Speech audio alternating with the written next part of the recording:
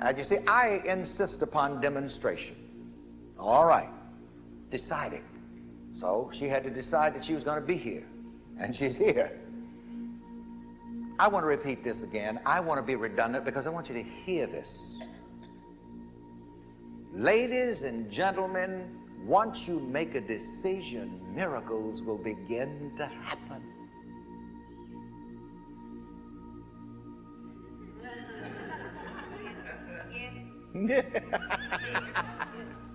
Say that to the person sitting on either side of you.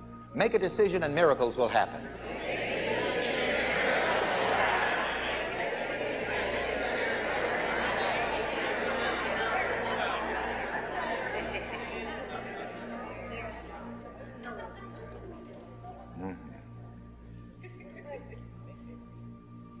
That sounds so simple, but as Reverend Ike says, that is simply profound and profoundly simple. See, that's why a lot of people miss the point. You know, they're looking for profundity all the time. And grandiose schemes. But you don't really need grandiosity. Do a simple thing like learning how to decide.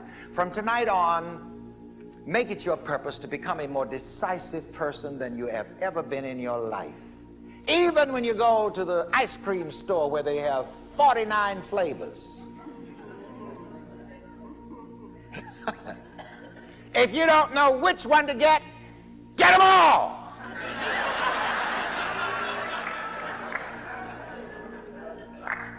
Now, I want this one, this one, this one, this one, and this one.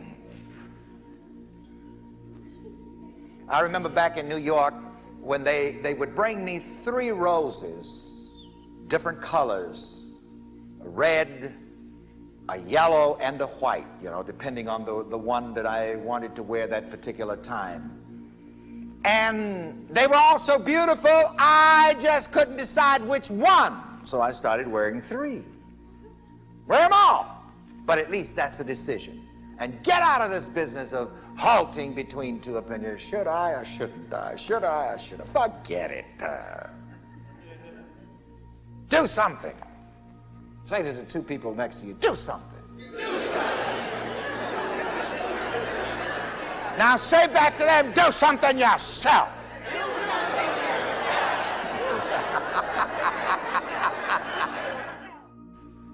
I cannot overemphasize the importance of you deciding what you want and knowing what you want.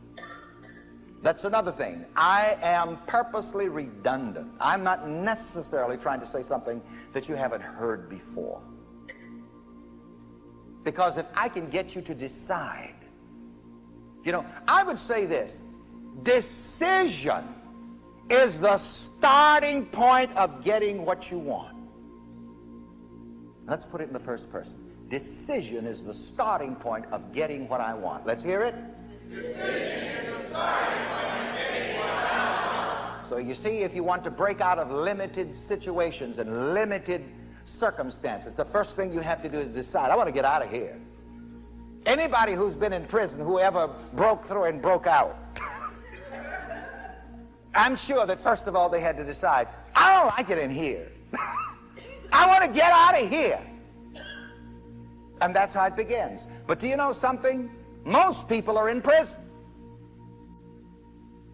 They're in some kind of limitation. They're in some kind of limited circumstance. And I hope this lady is here today, but she said to me yesterday at the end of the service, as I was autographing the books and tapes, books and tapes.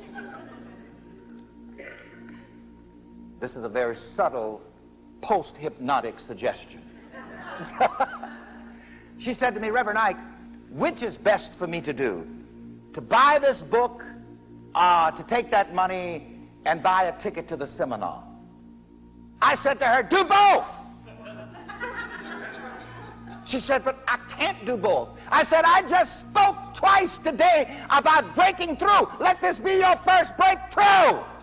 She said, but I only have money for one of them. I said, between now and tomorrow night, if the God you serve can't give you $15 to get to the seminar, shuck him.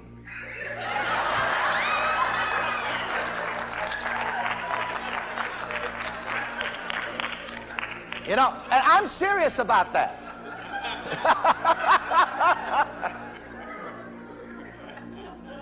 You see, when you decide something, I mean, that puts you into action. Like I remember growing up in South Carolina in conditions just one step from slavery, in the worst poverty condition you could imagine.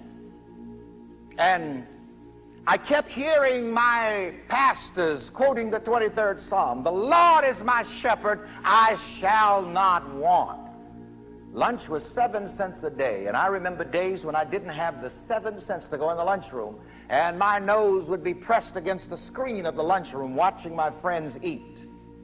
And then I'd hear in my inner ear, "The Lord is my shepherd, I shall not want." And I'd say, "Yeah, but then why am I out here with my belly growling?" And I actually called the Almighty into question. Oh my God, such arrogance. But I did. "The Lord is my shepherd, I shall not want." I said, "God, listen." I said, "I'm going to prove this word. It's in this Bible. And if it doesn't work, I'm going to shut the whole religion business." Well, maybe I shocked God too. But I'll tell you, when I put it to the test, I find out that it works. My friend Johnny Coleman says, it works if you work it. You see, you're not coming here so that I can do something magical to you and for you. The magic is in you. And if I can get you to decide right now, and let me tell you something. This I like to say, and please hear this with all your heart. Some of you have too much respect for facts. Well, I would like to do that, but Reverend Ike has a famous tape. I think it's his most famous tape. I don't know where it is, whether it's here or not, but it is titled, "Get Your Butt Out of the Way."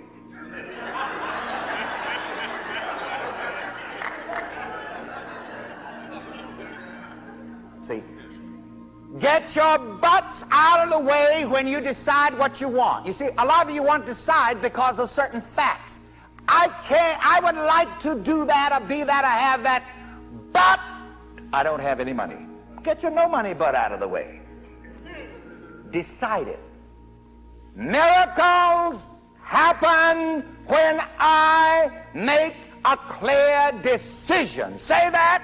Miracles happen when I make a clear decision. You see, and you do that without respect to facts.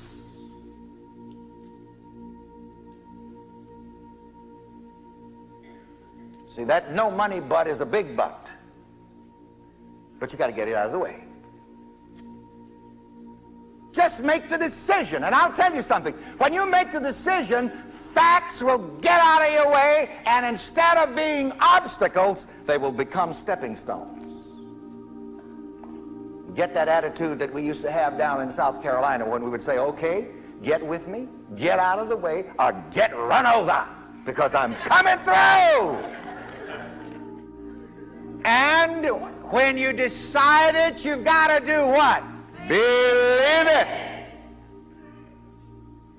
On one occasion, Jesus asked one of the blind men who applied to him for healing, "Do you believe that I'm able to do this?" And he replied in 2 great words, "Yes, Lord."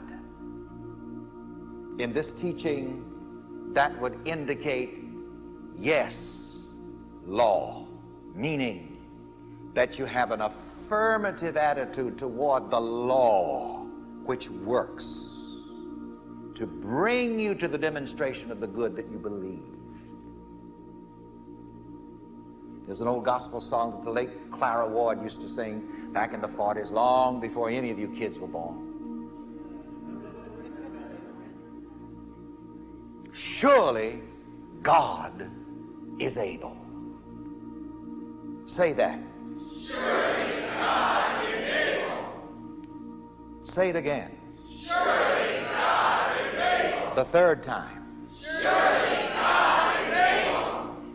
And I like to make it so very personal and say it this way. Surely God in me is able. Say it again. Surely God